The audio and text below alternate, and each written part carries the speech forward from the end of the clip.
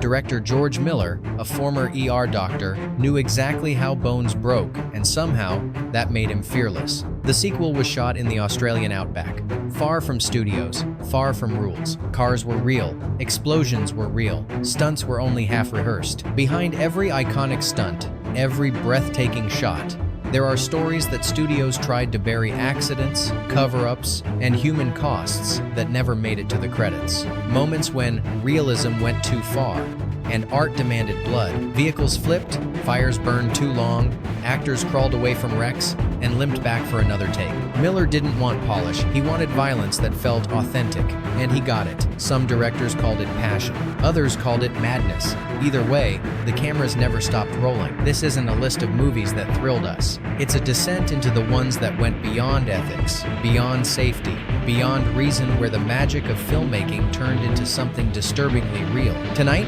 we'll revisit the stories Hollywood tried to forget. 15 films that didn't just cross the line between fiction and reality. They erased it. 1. The Twilight Zone. The movie, 1983. It began as a tribute to imagination, a film meant to celebrate the strange and the unknown. Instead, it became one of Hollywood's darkest real-life horrors. During a nighttime scene for The Twilight Zone, the movie, actor Vic Morrow was supposed to save 2 children from a war-torn village as explosions erupted around them. But when the special effects went wrong, the fantasy ended in blood. A helicopter flying dangerously low and overloaded with pyrotechnics spun out of control and crashed directly onto the actors. Morrow and the 2 children were killed instantly. It wasn't an unpredictable accident. It was the consequence of reckless ambition. The director, John Landis, had ignored safety warnings, shot illegally with child actors, and demanded bigger explosions despite the risks. When the helicopter came down, so did the illusion of safety in Hollywood. The tragedy triggered one of the most infamous court cases in film history. No one served time, but everything changed. The era of anything for the shot had a body count. Morrow's last words before filming were hauntingly prophetic.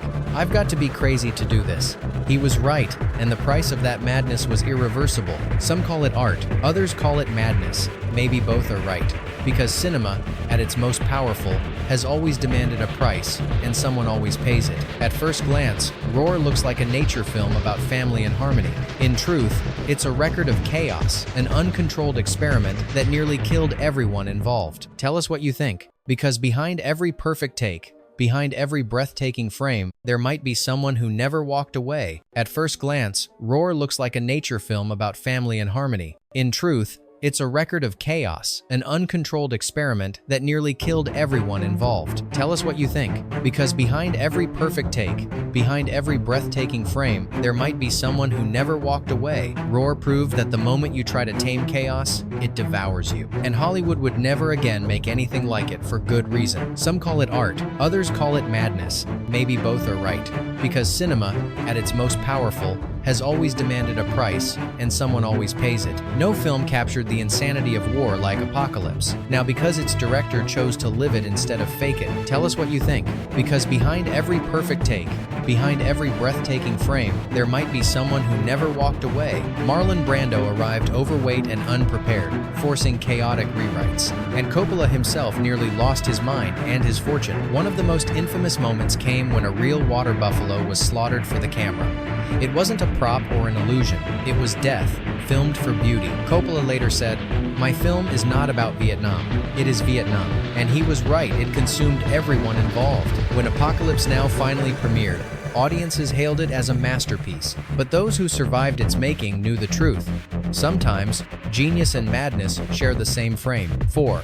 The Exorcist, 1973. When The Exorcist hit theaters, it became a cultural earthquake. People fainted, vomited, fled from cinemas. But what audiences didn't see was that the real horror wasn't on screen, it was behind the camera. Director William Friedkin believed that true terror couldn't be performed, it had to be provoked. He fired guns on set to startle his cast. He had crew members violently pull Ellen Burstyn backward by a rope, throwing her against the floor so hard it injured her spine. Her scream of agony, the one that made audiences shiver, was not an act. It was real pain. Then came the eerie coincidences. A studio fire that destroyed everything except the possessed girl's bedroom.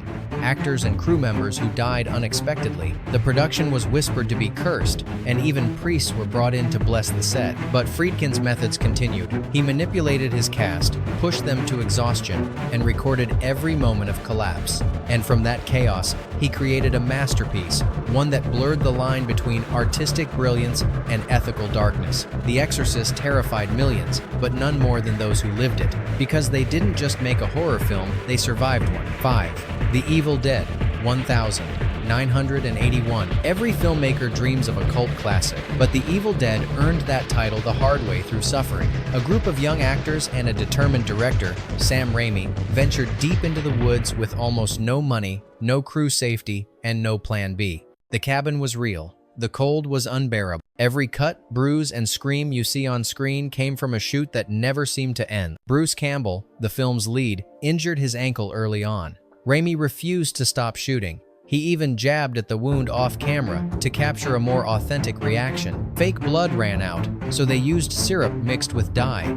It hardened under the freezing air, coating the set in a sticky nightmare. Actors wore the same soaked clothes for weeks. Contact lenses left some temporarily blind. By the final week, tempers were gone, sleep was forgotten, and reality blurred with fiction. When The Evil Dead premiered, it shocked audiences. Raw, violent, and disturbingly alive, it became a cult phenomenon. What no one realized was that behind every scream of the dead was someone very much alive and hurting. 6. Fitzcarraldo, 1982. No director tested the limits of obsession quite like Werner Herzog, and Fitzcarraldo was his madness immortalized on film. The story followed a dreamer determined to drag a massive steamship over a mountain in the Amazon. Most filmmakers would use models or trick photography. Herzog demanded the real thing, a 320-ton ship pulled by hand through the jungle. The production became a nightmare. The heat was relentless. Disease spread.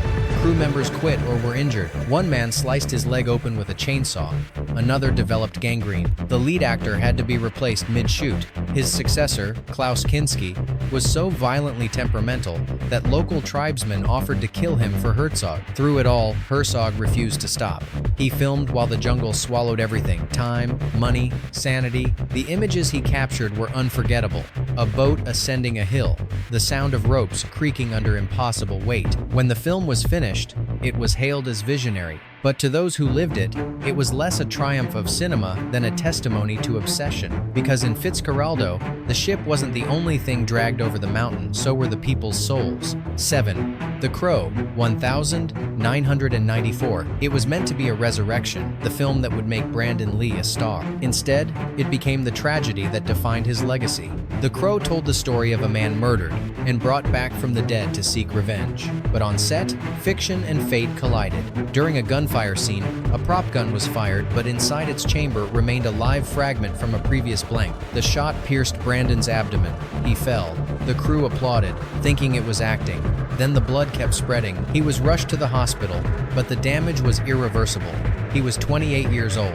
The production halted. Reporters swarmed. Hollywood whispered the word curse. The investigation uncovered what everyone suspected: negligence, safety shortcuts, poor prop handling, and a crew stretched thin by budget cuts. The irony was cruel. A film about revenge, completed only after its star's death. When The Crow finally premiered, it was hauntingly beautiful, drenched in shadows, sorrow, and prophecy. Brandon Lee became immortal, but not the way he was meant to. And once again, Hollywood proved that some ghosts never leave the set. 8. Ben-Hur 1959. Long before CGI or computer safety rigs, Hollywood had only one rule: if you wanted realism, you had to risk it. No film embodied that more than Ben-Hur. The chariot race, a sequence so iconic it still defines epic cinema, was filmed with real horses, real crashes, real danger. For weeks, hundreds of stuntmen and extras drove at full speed inside a massive arena built just for that scene. Horses were injured, chariots overturned, bones snapped. One stuntman nearly died, his accident edited straight into the final cut. Star Charlton Heston insisted on doing many of his own stunts. Director William Wyler wanted authenticity, and he got it. Every moment on screen feels perilously close to disaster. When audiences gasped at the tension, they were reacting not just to spectacle, but to genuine risk. Ben-Hur won Oscars, redefined filmmaking, and left a trail of injuries behind it. It was a triumph born from recklessness, a time capsule from an era when when danger was part of the job description, and that reckless legacy would inspire another filmmaker, one who took it to the desert and made it personal. 9. Mad Max 2: The Road Warrior 1981. Out in the wastelands of Australia, director George Miller built chaos from scrap metal and gasoline. What he didn't build was safety. Mad Max 2 was pure kinetic insanity, roaring engines, explosions, and stunts that seemed impossible. But unlike modern blockbusters, none of it was fake. Every crash was real.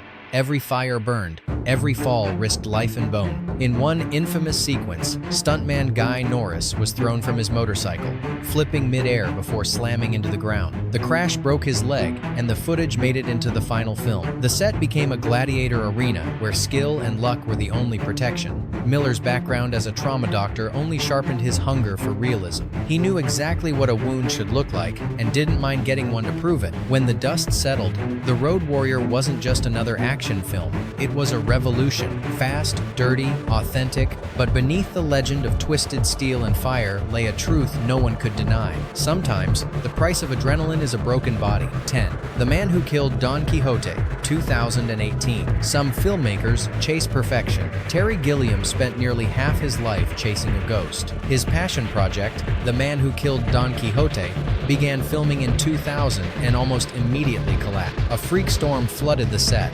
Fighter jets thundered overhead, ruining audio.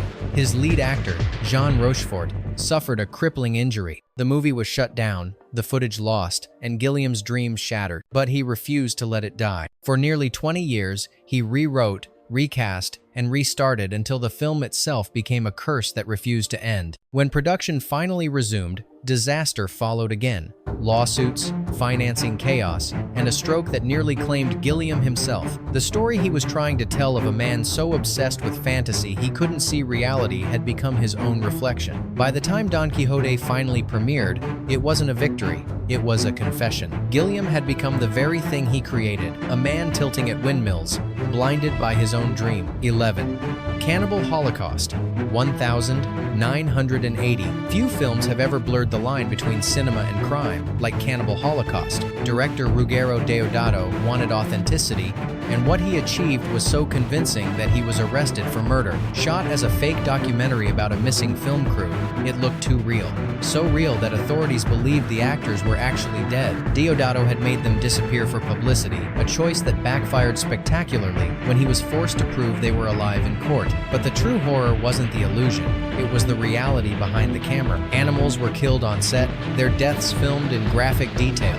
No effects, no pretense. The turtle, the monkey, the pig, each slaughter was real, immortalized in the name of realism. When it premiered, critics called it revolting, immoral, unforgettable. The film was banned across continents, and yet it became a cult legend, a perverse monument to the idea that shock equals truth. Deodato defended himself by saying, "I wanted to show man's savagery," and in that, he succeeded because Cannibal Holocaust proved that sometimes the most savage thing in the jungle is the director. 12. Come and See, 1985. Not all horrors come from monsters. Some are born from memory, and Come and See turned memory into madness. Explosions were real. Gunfire erupted inches from his face. The boy was deprived of sleep, food, and comfort. He was hypnotized to suppress fear, then thrust into scenes of unimaginable brutality. By the end of filming, he looked hollow, ghost-like. His laughter was gone. The trauma was permanent. 12. Come and See, 1985.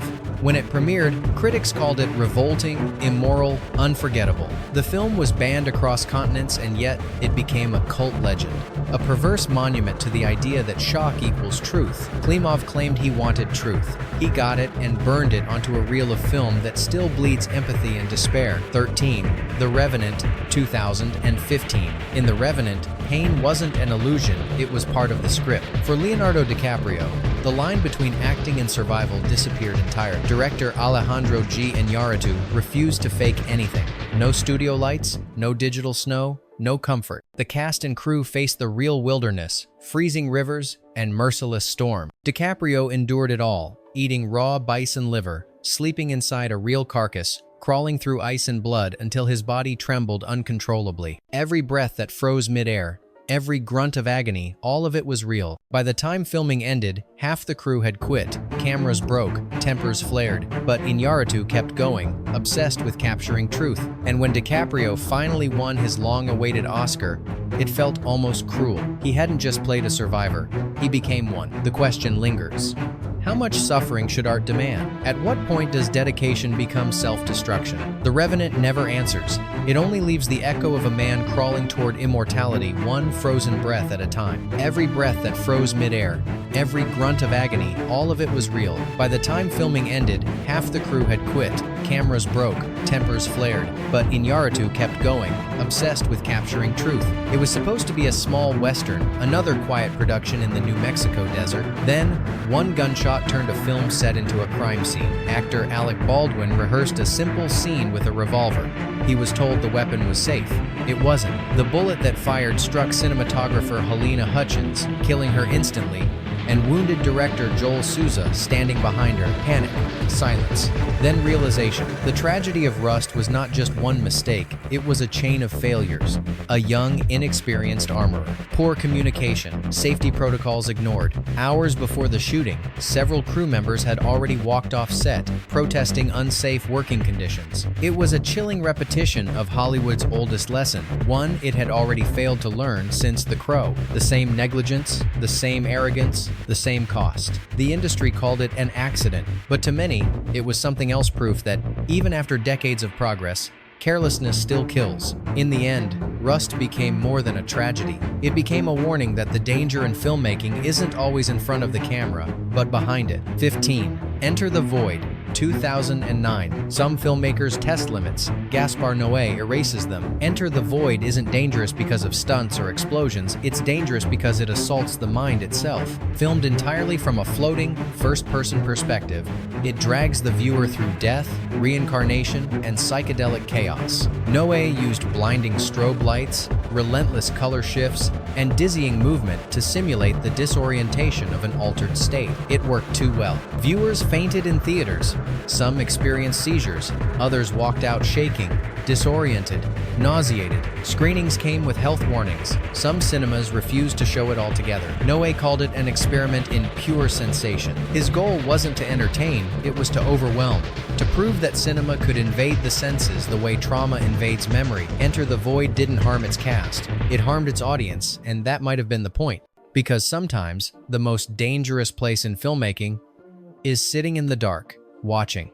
Bonus fact: man bites dog. 1992. Sometimes, the most disturbing films aren't the ones that fake violence, but the ones that make you realize how easy it is to enjoy watching it. Man Bites Dog started as a dark satire, a mockumentary about a charming serial killer followed by a film crew. But as the story unfolds, the satire turns into something far more sinister. At first, the crew just observes. Then they start helping, holding the microphone, adjusting the light, and eventually aiding the murders themselves. The horror isn't in the killer's actions. It's in the moment the filmmakers stop documenting and start participating. Even more haunting, the crew on screen are played by the actual directors of the movie. Their performance is a confession, not an act. By the end, the audience isn't sure who's sicker, the killer, the camera, or themselves for watching. When it premiered at Cannes, it split the room in half. Some praised its brilliance, others called it obscene. Several countries banned it outright. But Man Bites Dog wasn't just a movie, it was a mirror held up to everyone who's ever watched death and called it entertainment. It asked a question most films are too afraid to whisper. When you point a camera at cruelty, do you capture it or become part of it?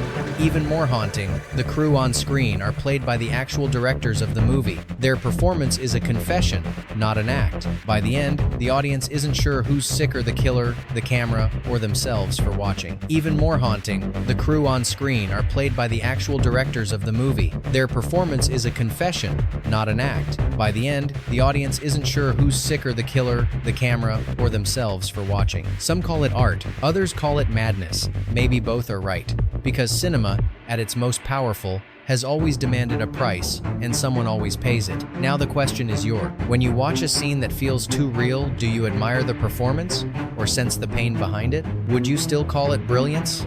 If you knew what it cost, tell us what you think. Because behind every perfect take, behind every breathtaking frame, there might be someone who never walked away.